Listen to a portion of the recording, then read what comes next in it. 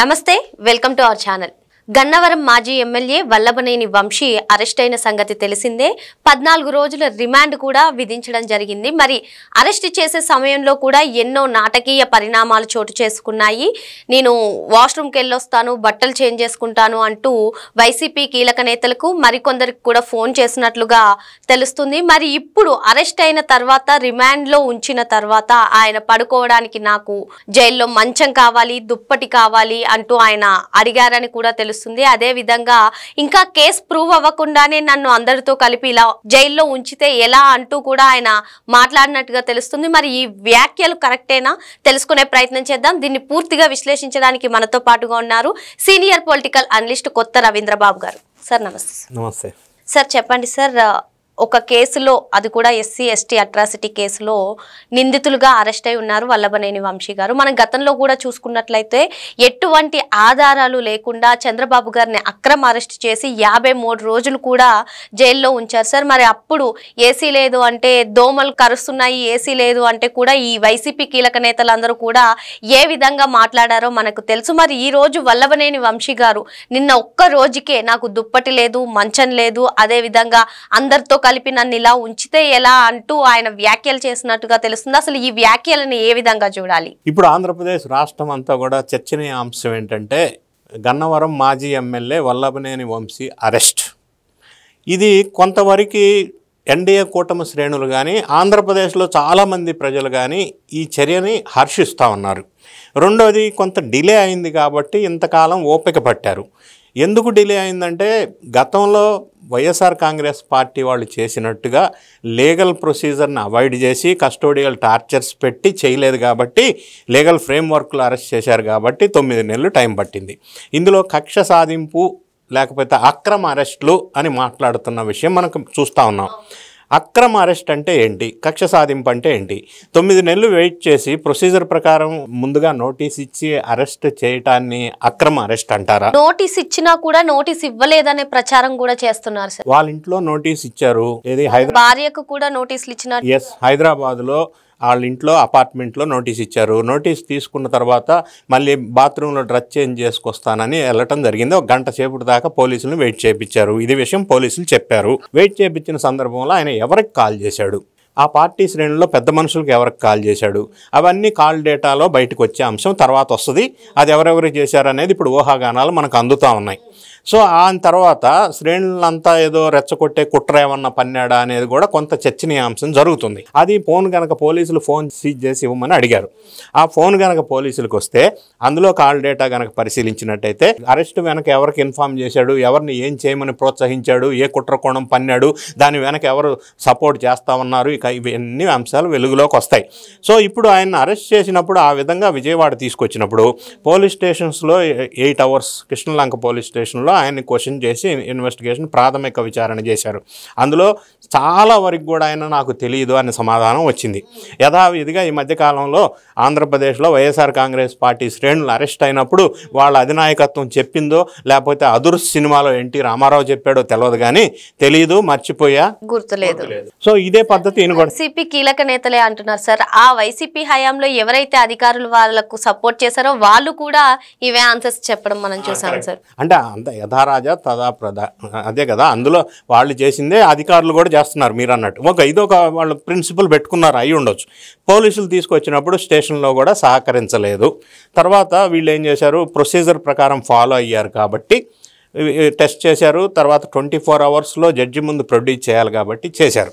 గతంలో ఇదే వైఎస్ఆర్ కాంగ్రెస్ పార్టీలో ఈ విధంగా అరెస్ట్ చేయవలసి వచ్చినప్పుడు ఈ ప్రొసీజర్ ఫాలో అయిన సందర్భం లేదు అనేది ఇప్పుడు ప్రజలకు అందరికీ అర్థమవుతుంది.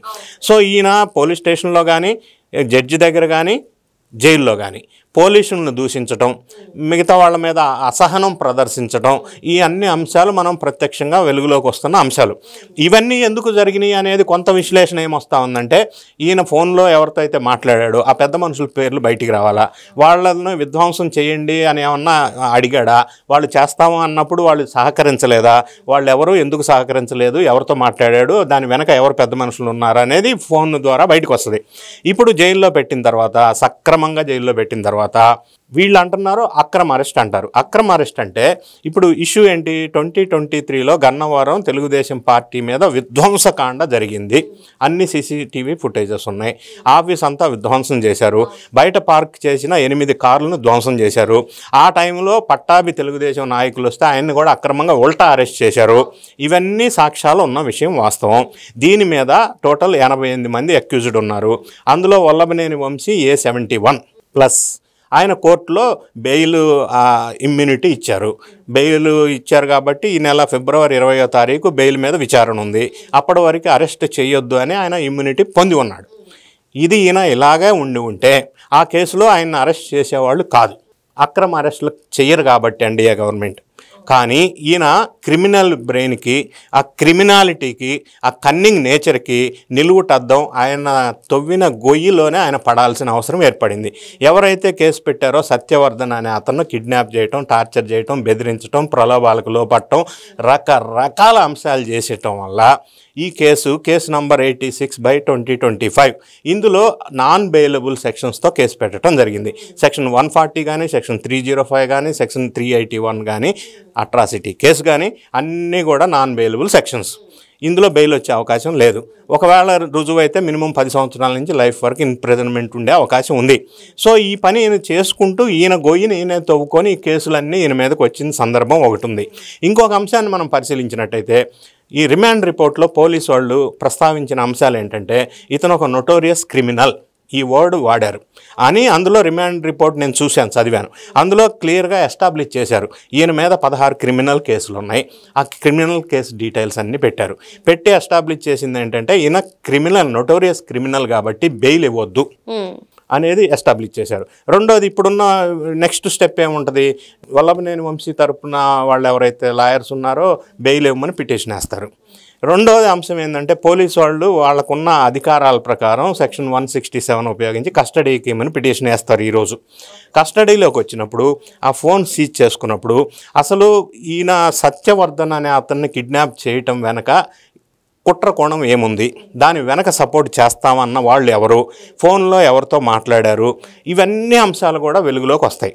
రెండోది, ఇప్పుడు కోర్టులో బెయిల్ పిటిషన్ పెండింగ్ ఏదైతే ఉందో, ఏది Gannavaram party office, Telugu Desam party office విధ్వంసం కేసులో, ఆ బెయిల్ కూడా ఇతనికి రేపు 20వ తారీఖు వచ్చే అవకాశం లేదు. ఎందుకంటే ఈయన ఆల్రెడీ ఆ పిటిషనర్నే కిడ్నాప్ చేశారనేది కేసు ఎస్టాబ్లిష్ అయింది కాబట్టి. ఇంకా రెండో అంశం ఏంటంటే వల్లభనేని వంశీ మళ్ళీ జైల్లో నుంచి ఈ కేసే కాకుండా బయటికి రాకుండా ఉండే అవకాశం ఉంది అని నా లీగల్ నాలెడ్జ్లో చెప్తున్నా. ఈ 16 క్రిమినల్ కేసెస్లో రాబోయే రోజుల్లో పోలీసు 1 by 1 వేసుకుంటూ ఎగ్జిక్యూట్ చేసుకుంటూ పోతే ఈ కేసు బెయిల్ రాదు. ఆ 16 కేసులు 1 by 1 వీళ్ళు ప్రొడ్యూస్ చేయటం వల్ల వాటిల్లో కూడా బెయిల్ దొరకదు. అల్టిమేట్గా ఏమవుతుందంటే లీగల్గా ఇతనికి లాంగ్ టర్మ్ వరకు జైల్లో ఉండవలసిన అవకాశం ఎక్కువగా కనిపిస్తూ ఉంది. ఎందుకంటే బెయిల్ వచ్చే అవకాశం లేదు. అదే ఈయన ఈ పని చేయకుండా ఉండుంటే ఇంత దారుణమైన పరిస్థితుల్లో ఇరుక్కునేవాడు కాదు. ఈరోజు A1గా ఇరుక్కున్నాడు. యాక్చువల్గా పాత పార్టీ ఆఫీస్ విధ్వంసం కేసులో ఆయన A71.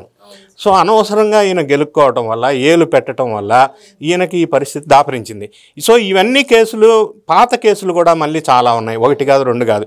అది అక్రమ సంపాదన కావచ్చు, భూములు లాక్కోవటం కావచ్చు, గ్రావెల్ తవ్వకాలు కావచ్చు, ఇసుక తవ్వకాలు కావచ్చు, జగనన్న కాలనీలో మోసాలు కావచ్చు, లేదా 2019 ఎన్నికల సందర్భంలో అన్నిటికంటే పరాకాష్ట ఏంటంటే పేదలకి పట్టాలు ఇస్తున్నట్టుగా కొన్ని పట్టాలు ఫోర్జరీ చేసి తహసీల్దార్ సంతకాన్ని ఆ పట్టాలు పేదలకు ఇచ్చారు. అదొక కేసు పెండింగ్ ఉంది. ఆ తహసీల్దార్ సంతకాన్నే ఫోర్జరీ చేసి భూమి పట్టాలు ఎన్నో పంచారు. సో ఇది ఫోర్జరీ కేసు అవుతుంది. ఇట్లాంటివి చెప్పుకుంటూ పోతే ఆ ఊర్లోనే ఎవరితో ఒక 9 ఎకరాల పొలం ఉంటే సీజ్ చేసుకున్నారు. అక్కడున్న ఇండస్ట్రీస్ దగ్గర, కాంట్రాక్టర్స్ దగ్గర డబ్బులు వసూలు చేశారు. ఇప్పుడు ఈ కేసులో అరెస్ట్ అయిన తర్వాత పిటిషన్స్ అన్నీ ఎక్కువ ఫైల్ అవుతూ ఉన్నాయి, పోలీసులకు వచ్చి ఓపెన్ అవుతూ ఉన్నారు. ఇంతకుముందు అంటే భయపడ్డారు. ఇవన్నీ బయటికి వెలుగులోకి రావడం వల్ల ఇప్పుడున్న 16 క్రిమినల్స్ కేసులే కాకుండా ఇంకా కేసుల సంఖ్య పెరిగే అవకాశం ఉంది. సో ఈ విధంగా మనం ఓవర్వ్యూ చూసుకున్నట్టయితే కేసు అక్రమం కాదు అనేది నేను చెప్తాను. ఎందుకంటే వీళ్ళు ఇంత ప్రాసెస్ ప్రకారం ఫాలో అయ్యారు.